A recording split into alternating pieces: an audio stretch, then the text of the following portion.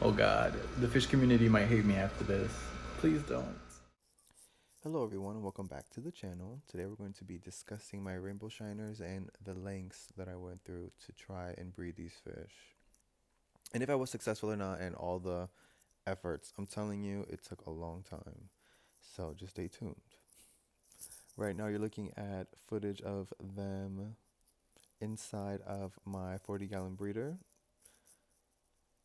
Here they are fired up and ready to breed. The super colorful ones are the males and they're chasing their less colorful female counterparts. Here are some stills that I have taken so you can just observe them a little better.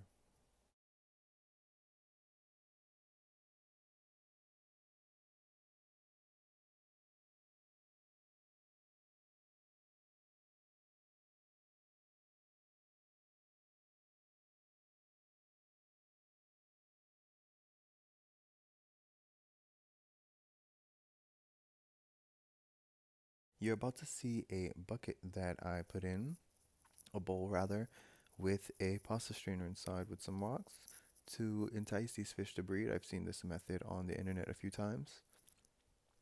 I think that it wasn't enticing enough for them because I already had a bunch of rocks in the tank already. So they were kind of confused, like, what is this contraption? I feel like if the tank was bare and then I introduced them to those rocks in the bucket, they would have said, "Oh, okay, I get it." But they literally never, ever bred in there. And I tried that method for like a whole week straight, and I was getting very frustrated of just like I was getting very frustrated with wasting my time doing that. So I ended up doing a different method that they used for koi fish, I believe, and maybe some catfish. I've seen it on a video on YouTube. There's a video somewhere out there, some guy doing it. It's like a synodontis catfish. But basically, the method that I used was the method they use in koi fish and goldfish farms, where they take the female fish, they kind of put a little pressure on the stomach to make them expel their eggs, their unfertilized eggs. Then I would put them back in the tank and then grab a male and then basically do the same thing so that way he can expel his sperm, and then we would mix it in the bowl together with the eggs and the sperm, and I just mix the water around and then hoping that the eggs would get fertilized. And the first time this method was so successful that I ended up getting 400 eggs from them that were fertilized. It was so insane. I'm going to include some footage of me straining the fish. I don't know what else to call it, but me straining the fish and collecting the eggs and what the eggs looked like. And then also what the fry looked like when they were wigglers and stuff like that. So just enjoyed this footage of them swimming around in the tank.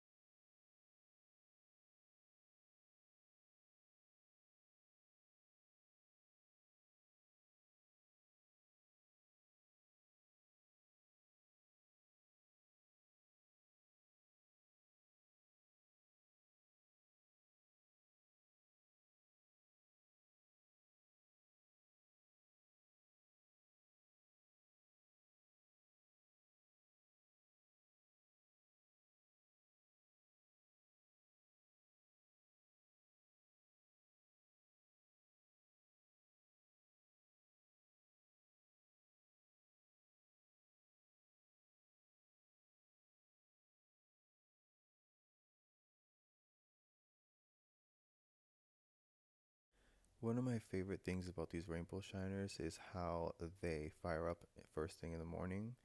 It's amazing to see them all colored up, very bright, without the aquarium light even being on, and they're still like catching your attention from all the way across the room. They look like bright, hot pink fireballs just like darting around with like some blues and purples attached to them. It's honestly amazing.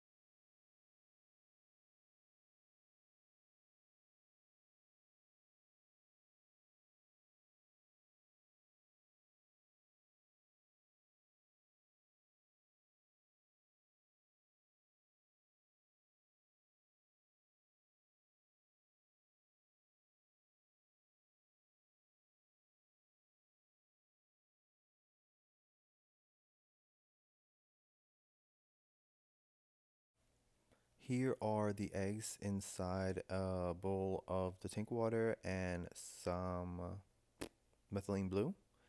Yeah, this was there.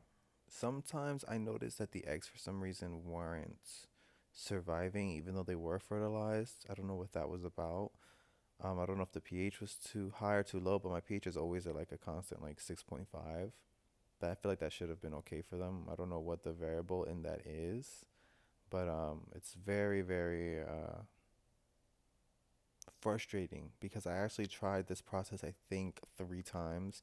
First time successful, and the other 2 times the eggs did not survive, even though that they were fertilized and started to develop. They ended up rotting towards the end.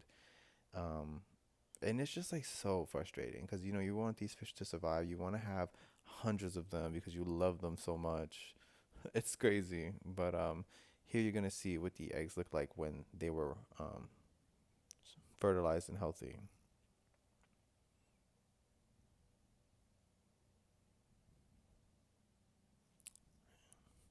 Here are the wigglers, still with the egg yolk attached to them. At this stage, I want to say that there was about 60 to 80 of them in this little container.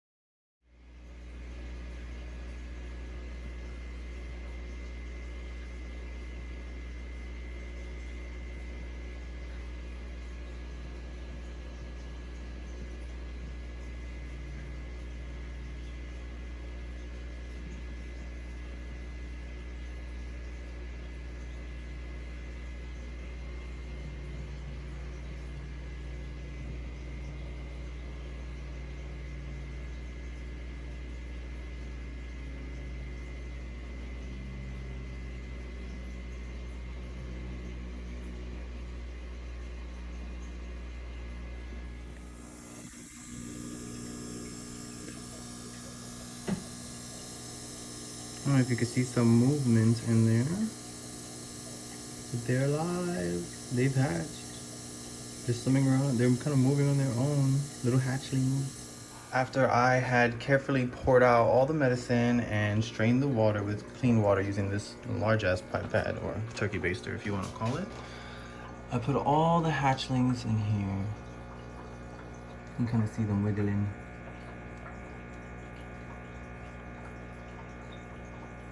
See their little tails? I have one egg over here that hasn't hatched yet, but you can still see it. Where is it?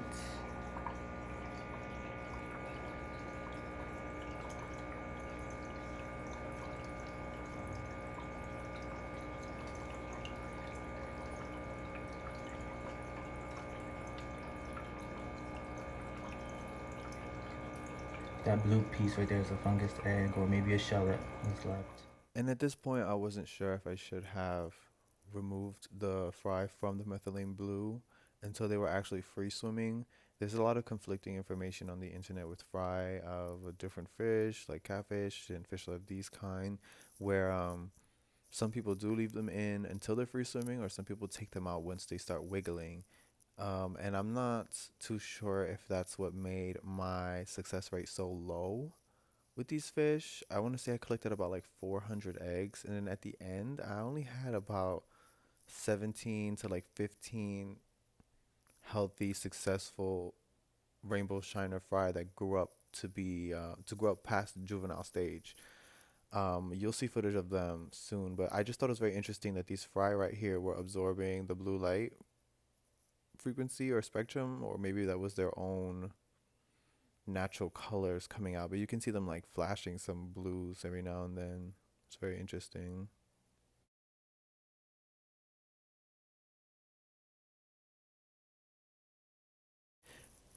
So at this stage, once they were free swimming, is when I noticed that I only had about 17 of them out of like the 400 original eggs, and then I had like 80 wigglers. in that breeding container that I had off the side of the tank. It's very interesting how only like 17 survived. At this stage, they were eating. You can see the baby brine shrimp inside their stomachs after I was done feeding them. I don't know why I never recorded it. It's just I was too busy on top of like hatching the brine shrimp and feeding them like 2 to 3 times a day and working a job and having a life and cooking dinner and all that stuff. It was a lot to film on top of that, to be honest. So yeah, that's why I didn't have too much footage of it. But right over here, you're going to see some bonus footage of a technique that I use to grow moss really quickly if you don't have a lot. I basically took like a tiny amount and I put it inside this 6-inch pot holder. It was plastic one. You basically just put a little bit of water in there just so it's like submerged, and you leave it by the window, and you'll basically get like a huge mat. I had already kind of torn it apart into 3 pieces, you can see, but then I said, you know what, let me make a quick video on it to show people what they can do instead of spending like 50 plus bucks at a fish store for some mats of moss. You could just put them in a bucket like this. It's okay if the water kind of like evaporates and exposes it a bit. I feel like that helped it a lot. But when I take this out, you're gonna see how thick and luscious these pieces are. Watch.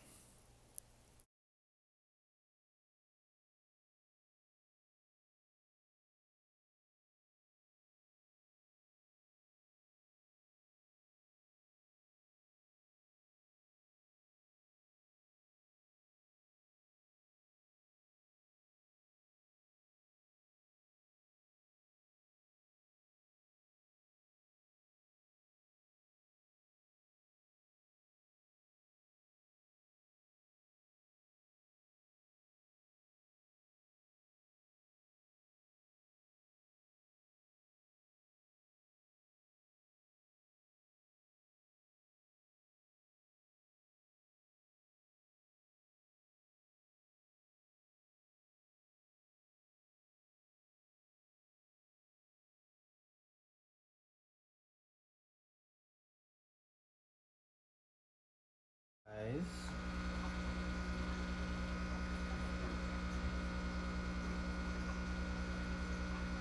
Hmm. Whoa.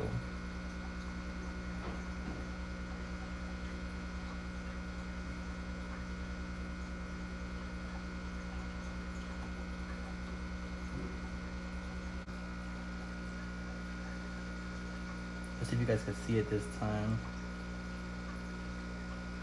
Oh, she just squirted some. She's pushing some out right now.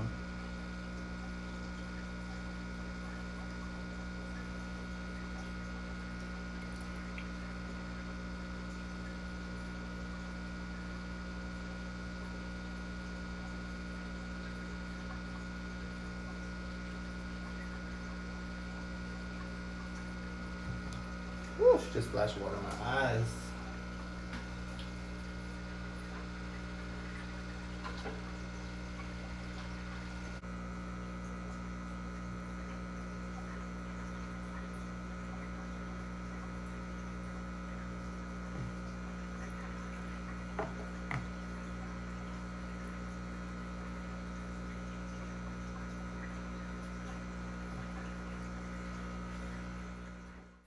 So as you can see, the bubbling was pushing up the rotting fungusing egg material up to the edges of the bowl. It was like really frustrating. If anybody knows why that was happening, please help me out and let me know what I can do to prevent that from happening again.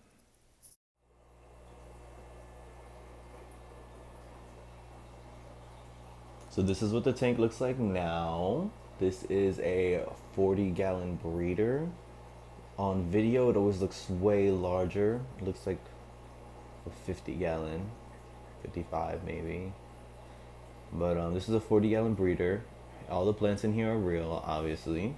I don't know if that's obvious. But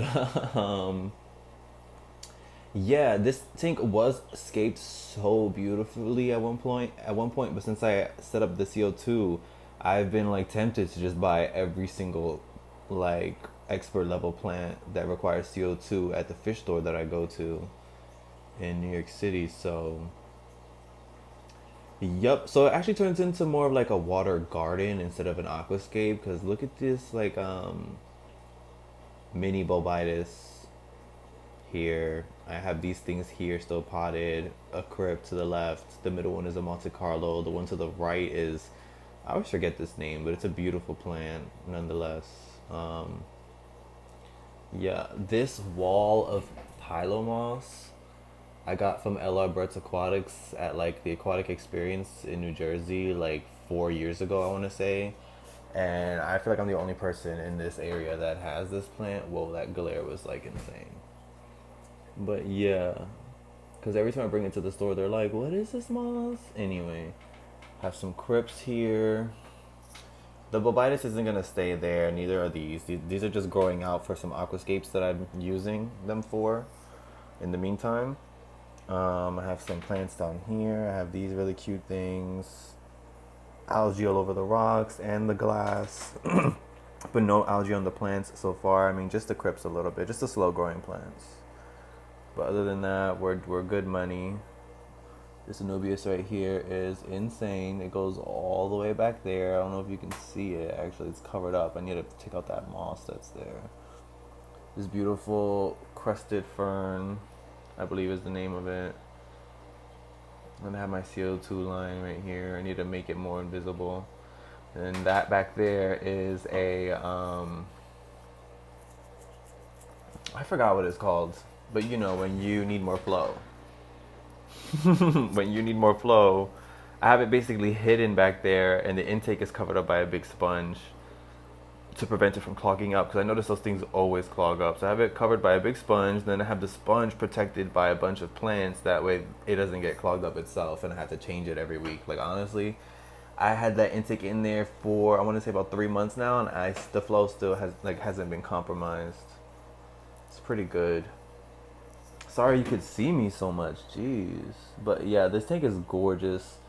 Those are the baby rainbow shiners that I had. Those tinier ones, the smaller ones that are kind of almost the same size as the adults, are the ones that survived. There were 17 in total. Unfortunately, I only ended up raising up about like 17 of them, and now there's like only like 15 left. These are them with their parents. I need help, guys. I need help on breeding. I need some tips, some pointers, please. Help a dude out. Oh, and the top has these beautiful, I think they're called marbled queen pothos. But yeah, look at how gorgeous this plant is. It's like an army camouflage print, but then at the same time, it's not. It looks more like a Picasso painting. Like a nice painting or something. Yes, my God. Ooh! Ooh! Don't judge me. That's messy right there, but it will not get cleaned, I promise. Ever. It's all. Over here, I'm breeding these guys. Here are some grow out rainbow shiners who are still tiny. This guy is missing his eye on one side for some reason. But yeah, child, I'm gonna try to breed these Kubutai Rasbors. No, not Kubutai. Am I bugging? Is that what they're called? Yeah, right? Neon green Rasboras. Anyway. Down here, I have my breeding tank of blue shrimp and my L236 plecos. Let me see if I could show you my queen. Is that her back there? No, that's one of the offspring.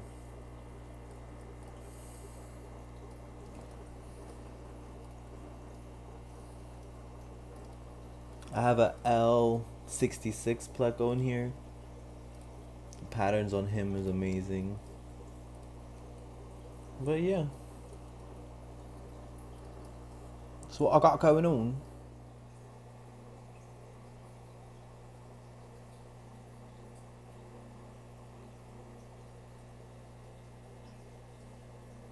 Today's date is it's October 8th. And these guys were born on April 11th. That's the chart for the first batch. This is the second batch down here that did not make it.